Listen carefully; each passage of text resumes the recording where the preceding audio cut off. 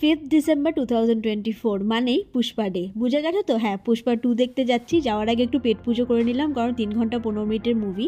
চলে গিয়েছিলাম PVR diamond প্লাজায়, কারণ স্পেশাল মুভিটা আমি পিভিআরেই দেখি। তো পিভিআরের থেকে আমাদের টিকিট আগে থেকেই কাটা ছিল অনলাইনে। তো গিয়ে দেখলাম মোটামুটি ভালোই কিন্তু ভিড়, আর সেই সময় শুধুমাত্র পুষ্পা 2 এর স্ক্রিনিংই চলছিল।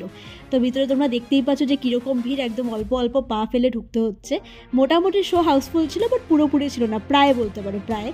তো তারপরে এখানে স্পেশাল আল্লু অর্জুনের একটা এন্ট্রি তোমাদের সাথে শেয়ার করলাম।